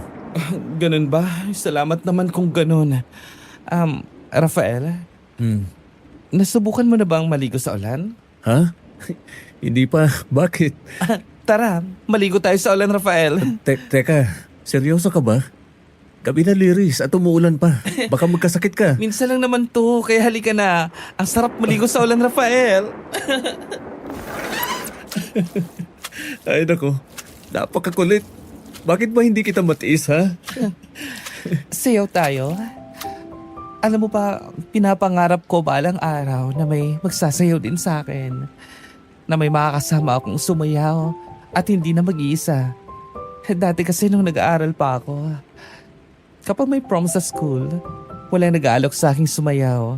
Kaya ang ginagawa ko, kapag ako na lang mag-isa at walang nakatingin, sumasayaw ako at nag-i-imagine na may kasama ko sa bawat takbang ko. Bakit naman ayaw ka nilang isayaw? Hayaan mo. Simula ngayon, hindi ka na mag-iisa. Kasama mo na ako ngayon, Liris. Kasi ayaw nila sa akin. Salot daw ako sa lipunan. Ba't mga gago yun, ha? Sinong nagsabi ng mga yun? Iharap mo sa akin, ha? Hindi ka salot, Liris. Sa bawat treat mo na gusto mo, sasamahan kita. Kapag pakiramdam mong mag-isa ka na lang, nandito lang ako, Liris. Handang sumayaw kasama mo. Noong gabing yon, Miss Ami, sa ilalim ng malakas na ulan, isinayaw ko si Liris. Habang bumubuhos ang ulan sa aming paligid, hinawakan ko siya sa kanyang mukha. Saksi ang matandang puno sa aming dalawa. Na sa unang pagkakataon, ay hinalikan ko si Liris sa kanyang mga labi.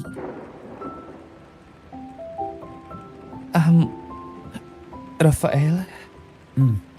Makikilala mo kaya ako kapag inamin kong hindi ako to? Anong ibig mong sabihin, Liris? Hindi ako tunay na babae, Rafael. Bakla ako. Katulad mo, hindi nila tanggap dahil ganito ako. Pinandidirihan nila ako at kinasusuklaman. Para kami mga kriminal. O may nakakahawang sakit kung tratuhin nila. Ano bang masama sa pagiging bakla, di ba? Wala naman kami inahapakang tao. Bakit hindi nila kami matanggap? Liris, I'm sorry kung hindi ko agad sinabi sa'yo. Natakot ako, Rafael.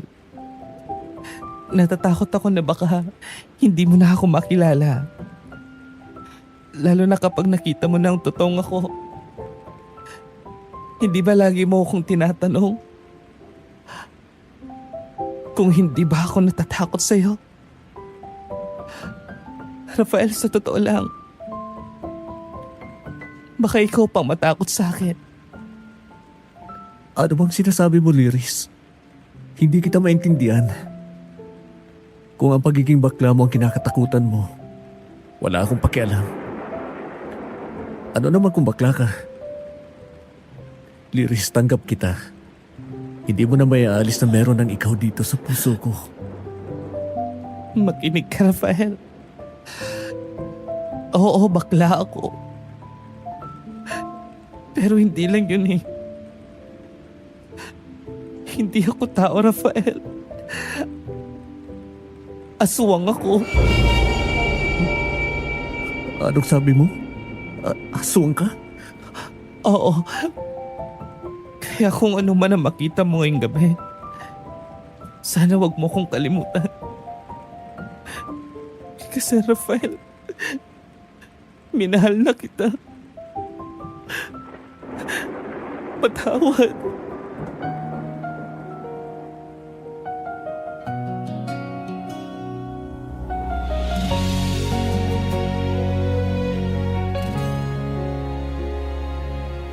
Hindi ka palalapit at titingin sa'kin. Mag-isa kong sumasayaw, alam mo yan. Ikwento mo sa'kin ang bigat ng isip mo. Ibigay mo sa'kin ang totoo, walang tinatago. Ibang pag-ibig, lalo na sa dilim. May lambing tayong minsang naging totoo.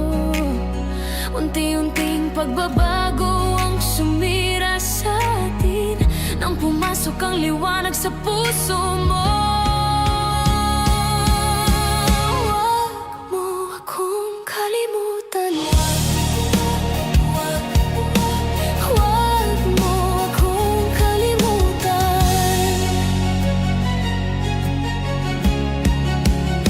Ipaglalaban mo ba ako o tatalikod ka na lang?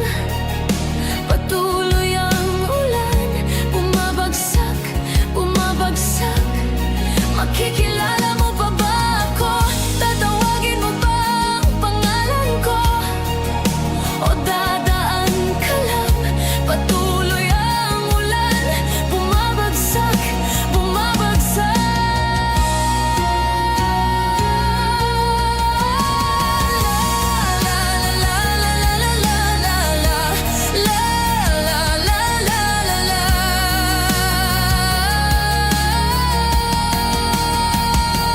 Habang dumaraan ka, kung maririnig mo to, tawagin mo ang pangalan ko.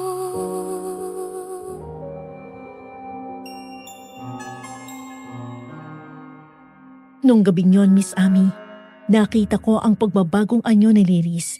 Unti-unti nagbago ang hugis ng kanyang mga balikat. Lumaki at umumbok ang mga yon. Ang mga daliri niya ay humaba, kasabay ng pagtulis ng kanyang mga kuko na tila mga patalim. Pagtingin niya sa akin, Miss Amy, dun ko nakita ang mga mata niya. Hindi na yun ang mga matang nakilala ko kay Liris. Kumikinang yun sa dilim. Kasabay nun, lumabas din sa gilid ng kanyang bibig ang matatalim niyang pangil. Sa mga sandaling yon, Miss Amy, halos hindi ako makapaniwala sa mga nakikita ko. Dumoble ang laki ng katawan ni Liris, higit pa sa normal na tao. Ang hugis babae niyang katawan ay nagbago at ang dati niyang makinis na balat ay napalitan ng makapal na itim na balahibo. At nang makita ko mga balahibong yon, biglang sumagi si isip kong itim na pusang matagal na nagbabantay sa akin. Hindi na ang normal na liris ang nasa harapan ko noon, Miss Abby, kundi isang aswang. Aswang na isa sa mga katauhan niya. Ang malambing niyang boses kapag kinakausap niya ako ay nawala. Napalitan niyo ng malalim, buo, at nakakatakot na tinig ng tawagin niyang pangalan ko. Pero sa kabila ng lahat ng yon, Miss Amy, kahit nakita ko siya sa ganoong anyo, hindi ako nakaramdam ng takot. Dahil alam kong si Liris pa rin ang kaharap ko. At nangyari yon, 3 taon na ang nakakalipas, Miss Amy. Umalis ako nung araw na yon. Hindi dahil sa takot. Umalis ako para protektahan si Liris. Hindi ako pwedeng habang buhay na lang magtago sa dilim. Dahil sa itsura ko, kailangan ko silang harapin lahat. Pinaayos kong mukha ko, hindi para sa sarili ko, Miss Amy, at hindi rin para tanggapin ulit ako ng mga tao. Nung makita kong tunay na anyo niya, ipinangako ko sa sarili ko na aayusin ko ang sarili ko para maprotektahan ko siya sa mga taong mapanghusga. At hindi ko yun magagawa kung ang haharap sa kanila ay ang dating takot at wasak na si Rafael. Hindi na nila ako pwedeng husgahan at apakan pa, Miss Amy. Lalo na ang mahal kong si Liris.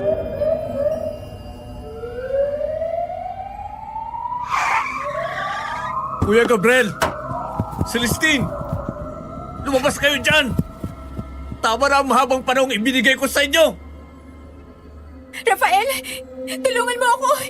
Ayoko na dito! Sinasaktan at pinubugbog lang ako ni Gabriel! Simula nung inatake kami ng itim na pusa, nagbago na siya! Pati ang itsura niya! Tumahimik ka, Celestine. Bakit, ha? Nakinabang ka din naman, ha? Dahil ba nagkapeklat ako sa mukha, ayaw mo na? At nakita mo lang kapatid ko na maayos ng mukha. Eh, para ka ng aso na tahol dyan. Tama na, Gabriel! Ayoko na! Wala ka talagang kaawa, kuya! Tingnan ko lang kung makakatawa ka pa kapag nabulong ka na sa bilangguan. Ang tagal kong hinintay ito. Ikaw ang may kasalanan ng lahat. Ang pagsunog sa planta, pati na ang pagpatay sa mga magulang natin, na pinalabas mo ang aksidente lang para makuha mo ang lahat ng kayamanan ng pamilya natin. Wala kang puso, kuya! Ngayon wala ka ng takas. Napapalibutan na ng kapulisan ang mansyong ito. Kahit anong gawin mo, ay hindi ka na makakawala pa. Ikaw ang walang puso, Rafael. Alam mong noon pa man ay may gusto na ako kay Celestine. Pero anong ginawa mo, ha? Inagaw mo siya sa akin. Ang masakit pa, nagsabi ako kay mama at papa na mahal ko si Celestine. Pero pinagkasundo pa din nila kayo sa isa't isa. Kaya dapat lang sa kanila yon ang mamatay. Wala akong ginagawa sa'yo. Napakahayop mo, Kuya Gabriel. Paano mo nasikmurang ipapatay ang mga magulang natin? Pagbabayaran mo ang lahat ng ginawa mong kasalanan. Isasama kita sa pagbagsak ko, Rafael. Mamamatay ka na! Mauuna ka, kuya. Huliin niyo siya! Pati na ang babaeng yan! Babalikan kita, Rafael. Babalikan kita. Kukunin ko ang lahat sa'yo. Papatayin kita! Rafael! Please, maawa ka! Huwag mo ko ipapakulong! Mahal kita, Rafael! Alam ko, mahal mo pa ako. Kaya nga bumalik ka, diba? Kaya mo din pinaayos sa mukha mo dahil sa akin. Hindi ako babalik para sa'yo, Celestine. At mas lalong hindi na kita mahal. May iba nang nagmamayari sa puso ko at hindi ikaw yon. Hindi! Sinungaling ka! Bitiwan niyo ako, ano ba? Sabihin mo, sinong babaeng yun, ha? Hindi ako makakapayag na agawin ka niya sa akin! Pakawalan niyo sabi ako!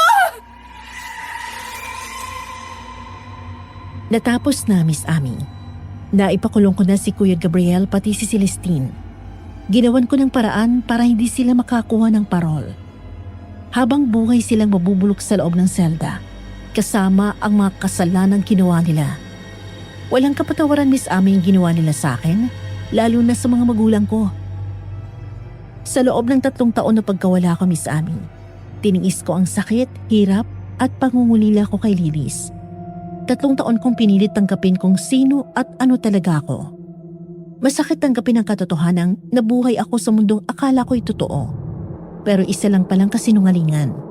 At higit sa lahat, tiniis ko ang pangungulila sa taong nagmahal sa akin ng walang alinlangan.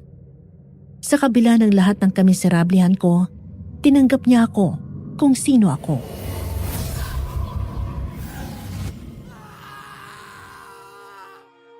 Welcome back, iho. Handa ka na bang makita siya? Handa na ako, Tatay Renato, para matapos ang lahat ng ito. Sino kayo? Huwag kayong lalapit. Hindi ako baliw. Isa ako magaling na abogado. Pakawalan niyo ako dito. Nandyan na siya. May maswag! Papatayin niya ako. Anong nangyari kay Atty. Horacio, Tay? Bakit siya nasiraan ng bait? Matagal na ba siyang ganyan? Nung tanong kita noon, Tay, ay wala kang sinasabi sa akin. Puro tungkol lang kay Kuya Gabriel at Celestine ang nakukuha kong report mula sa'yo. 3 taon na nakakaraan simula nung umalis ka papuntang ibang bansa. Katulad ng bilin mo ay bantayan ko si Liris. Si Liris ang may gawa niyang kay Atty. Horacio Rafael. Pinunta niya sa Atty. Horacio sa bahay nito. Hindi bilang normal na Liris, kundi sa anyo niya bilang isang aswang. Tinakot at pinagbanta niya sa attorney. Papatayin kung hindi nito ibibigay ang mga dokumentong magpapatunay ng lahat ng sabwatang ginawa nila ng kapatid mo. Nabaliw si attorney. Hindi niya nakayanan ng lahat na nakita niya at ginawa sa kanya ni Liris. Hindi ko maisip na magagawa yun ni Liris. Ano na ang nangyari pagkatapos, Tay Renato? Nakuha ni Liris ang lahat ng kailangan natin. Ibinigay niya yung lahat sa akin. Kaya kumpleto ang mga yon nung ipadala ko sa iyo. Tinapos ni Liris ang lahat ng inutos mo sa akin, pati na sa mga tauhan mo. Para kapag bumalik ka, wala ka na raw problemahin pa. Bakit hindi mo agad sinabi sa akin, Tatay Renato? Nasaan na si Liris ngayon? Nangako ako sa batang yun, Rafael. Sinabihan niya akong huwag kong sabihin sa iyo para makapag-focus ka raw sa pagpapagaling mo. Pagkatapos ng ibigay lahat sa akin ng papeles, ay hindi ko na siya nakita pang muli. Liris, hintayin mo lang ako, mahal ko. Hahanapin kita. Ay, saan kayo pupunta? Huwag niyo akong iwan dito. Sige, umalis kayo. Papatay kayo ng aswang. Kukunin niya kayo. Pinili mo ang ganyang buhay, attorney. Pinagkatiwalaan kita. Pati si Mama at Papa ay malaki ang tiwala sa'yo. Pero anong ginawa mo? Sinira mo ang tiwalang ibinigay namin sa'yo. Sinira mo ang sarili mo. Rafael, ayoko dito. Pakawalan niyo ako. Isa akong abogado. Ipapakulong ko kayong lahat.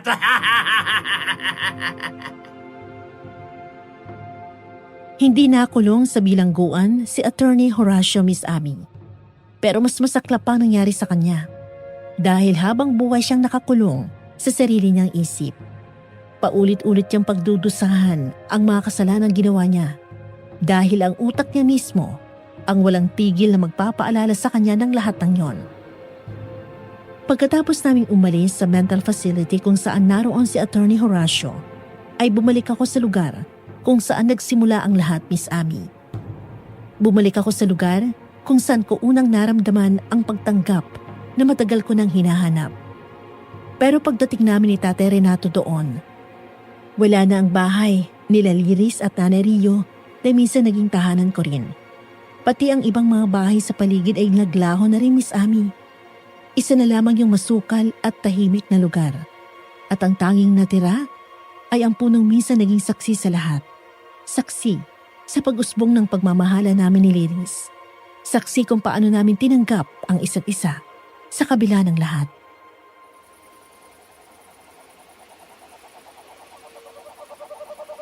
Liris, nasan ka na? Liris, mahal ko. Nauli na ba ako? Patawad ko ngayon lang ako dumating. Nasaan ka na ba, ha? Magpakita ka naman, oh. Hindi kita kinalimutan, Liris. Bumalik ako. Bumalik ako sa'yo. Rafael, iho, halika na. Umalis na tayo. Kanina pa nagbabadya ang sama ng panahon, mukhang uulan pa.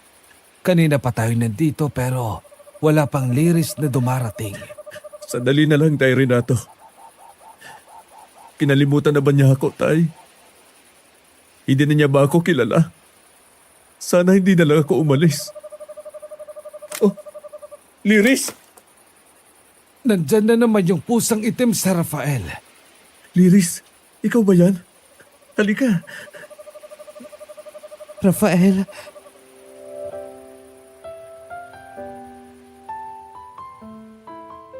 Katulad ng dati, tinitigan na naman ako ng pusang itim. Diretso sa aking mga mata, Miss Ami, na tila hinuhukay nito ang buong pagkatao ko. Habang nakikipagtitigan ako sa kanya, biglang bumilis ang kabog ng dibdib ko. Dahil habang tumatagal, ang mga mata na nakikita ko ay hindi na mata ng isang pusa, kundi mata na ni Liris ang nakikita ko nakatitig pabalik sa akin. Nang tawagin ko ang pangalan niya, Miss Ami, bigla itong tumalon papunta sa akin at agad nagsumiksik sa aking leeg. Paulit-ulit niyang iginagalaw ang ulo niya na tila ba naghahanap ng talinga. Doon na ako tuluyang bumigay, Miss Ami, at napaiyak dahil alam kong si Liris ang kasama ko at nakilala niya ako. Marahan kong hinaplos na may pag-ingat ang ulo ng itim na pusa, Miss Ami. At makalipas ang ilang sandali, ay unti-unti nitong binago ang anyo nito. Ang mabalahibong ulo na hinahaplos ko ay dahan-dahang napalitan ng mahaba at alon-along buhok. Hanggang sa tuluyang kong makita sa aking harapan, ang nilalang na minsang tumingin sa akin ng walang takot. Ang nilalang na hindi tumingin sa aking panlabas na anyo, kundi sa laman ng aking puso. Ang nilalang na tumanggap sa akin kung sino at ano ko. Ang mahal kong si Liris, ang siyang sumagip sa akin mula sa madilim kong mundo.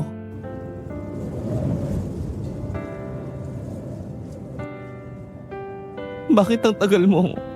Akala ko hindi ka na babalik. Miss na kita, Rafael. Sorry. Hindi na ulit kita iiwan. Hindi na ako aalis ulit sa tabi mo. Salamat sa pagmamahal at pagtanggap mo sa akin, Rafael. Kahit magkaiba tayo ng mundo, hindi ka natakot tumingin pabalik sa mga mata ko. Nakilala mo pa rin ako.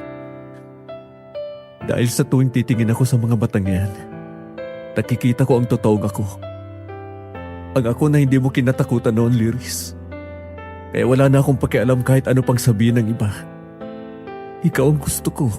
Kahit bakla ako. Kahit ano ka pa. Ikaw ang pinili kong makasama habang buhay. May pangil ako. Masama ako, Rafael. Gusto mo pa rin ba ako, ha? Kahit nagiging halimo ako sa gabi.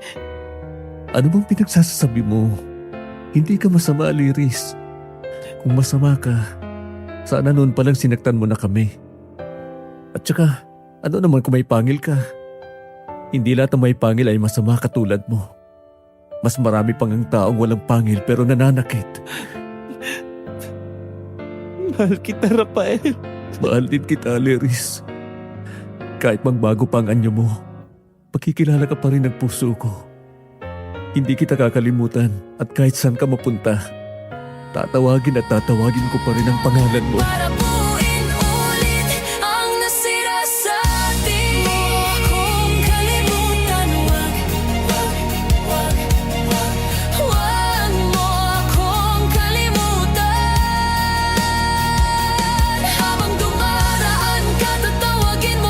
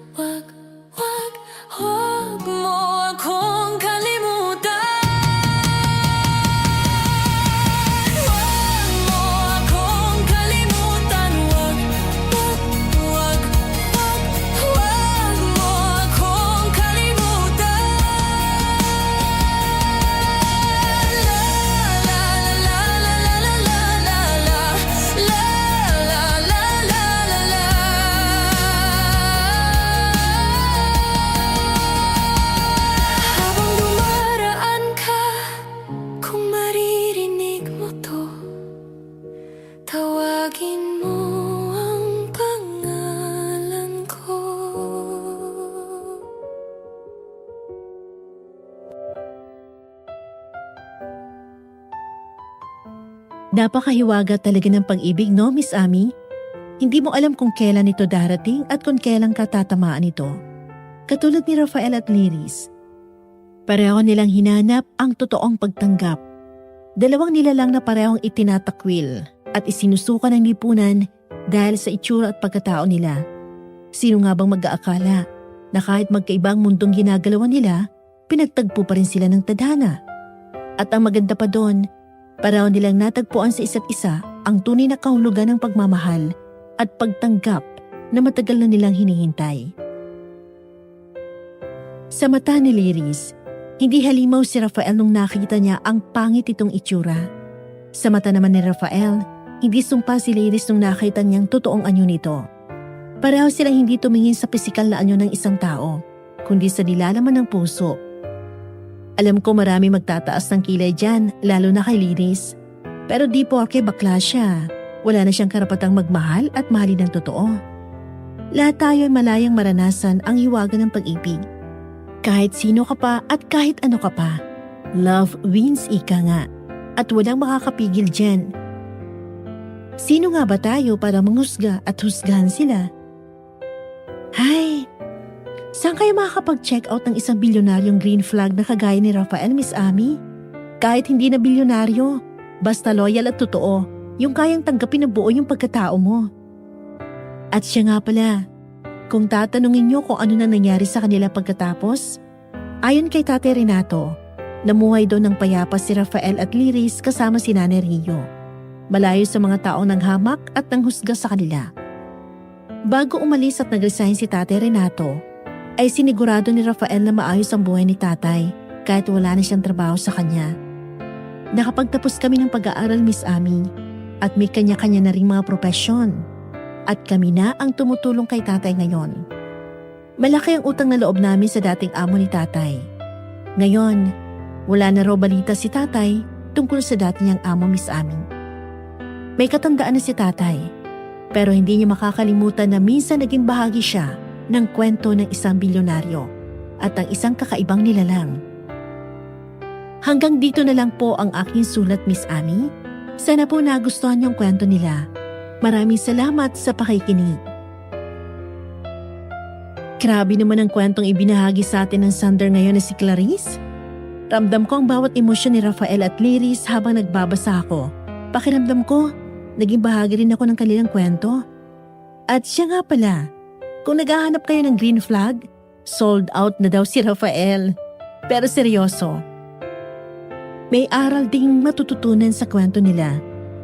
Dapat maging bukas ang isipan natin sa lahat ng bagay. Huwag basta-bastang manghusga. Unawain muna natin at tingnan ang ugali ng isang tao. Tandaan, hindi lahat ng may di kaaya-ayang mukha ay masama. At hindi rin lahat ng may kaaya-ayang mukha ay mabuti. Kaya dapat matuto tayo makiramdam, ha. Kung meron kayong gustong ibahagi, mga opinyon o reaksyon sa kwento, i-comment lang sa ibaba at babasahin ko. At kung marinig nyo ito sa ibang channel, huwag kalimutang i-report. Huwag rin kalimutan na i-like, i-share at i-subscribe ang Miss Ami Aswang Love Stories at ang iba pa naming channels para sa mas marami pang kwento. Ito po muli si Miss Ami. Maraming salamat. Shoutout nga po pala kay MyHoney23. Sabi niya po, have a blessed listening po always sa ating lahat sa story ni Miss Ami Aswang Love Story. Thank you po always sa magaganda at nakaka-inlove niyong story. Always listening from OFW Moscow, Russia. Hi din po kay Mary Angeline Palas ng Bayugan City, Agusan del Sur. Kumusta din po sa inyo, Laila Luminario? And kay Chris Lynn Roaring. Sabi niya po, nasa 3 years na rin ako nakikinig ng mga kwento po ninyo. Sana mapanood na rin namin yung kwento para hindi lang nakikinig, nakikita na rin po. Sana lang po matagal na rin po ako nakikinig. Pero naulang po ako nag-comment kasi ang ginagawa ko lang po bukas ang speaker, then connect ang CP at hanapin ang bagong upload. Then yun na, tamang pakinig na lang kaya hindi ako nagko-comment basta mapakinggan ko na lang ang kwento. Maraming salamat po, Ma'am Chrislyn. At kay Jenny Pai and kay Amalia Palomar. Hello po sa iyo, Ma'am. At galing naman po kay Caps Case Estojero. Gusto ko din sana ikwento ganito sa tatay ko at bunso namin. Ayaw ng tatay kong alamin nangyari sa kanya, binata pa siya. Nagkagusto sa kanya Encanto pati sa kapatid kong bunso namin, mag 6 months na wala sa amin. Nakaalay pala sa edad niyang 30 years old. Kukunin siya sa amin ang gabay niya. Sobrang sakit din, di namin alam. Wala siyang pinagsabihan. 3 albularyo nilapitan namin. At kay James Sabuero, sabi niya po, hello po, magandang gabi sa lahat. Pasensya na ngayon lang ako nakapresent na oras, mahina kasing wifi kanina. Kaya't naiinis talaga ako sa wifi na yon. Buti na lang ngayong gabi nakalipat ako sa ibang wifi na medyo malakas at malapit lang sa bahay. Si James Sabuero ng Mansawan, Nueva Vista, Don Victoriano, Chongbian, Misamis Occidental, Mindanao. Shoutout din po kay Ma'am Maria, kay Jocelyn Gayadan. Sabi naman po ni Ma'am Zara Lee, wow, ang ganda po ng story. Trip ko yung mga ginto parang si Maria Clara. Na-imagine ko kay Maria, tapos si Elion parang sa Encantadia. Sabi naman ni Ma'am Charinay, naniniwala talaga ako na di lang tayong nilalang dito sa mundo. Ganda ng story. Yan. Sabi naman ni Annabel Piquero, ay di sila nagkatuluyan. Ang hirap maniwala sa isang tao. Salamat po Miss Ami, ang ganda ng kwento. Galing po kay Ria Fe Rubio. Sabi naman po ni Rosita Simangan, gandang gabi po, Aswang Love Stories. God bless always. Galing naman po kay Eileen De La Peña, sabi niya, wow, ang ganda ng kwento, para akong nanood ng movie or Encantadia. At kay Lance, hello, kahit late ako, kinig pa rin. Thank you so much po. Hi din po kay Odessa Lijano, kay Lydia Lopez, kay Marisa Belda, kay Jay Landagan ng Davao City, at kay Hayits Kia. Sabi niya po, ganda po ng story Miss Ami, nakakalungkot lang na sa panahon ngayon na abuso na yung mga gubat at bundok ng mga tao. Ayan, so thank you po and God bless you.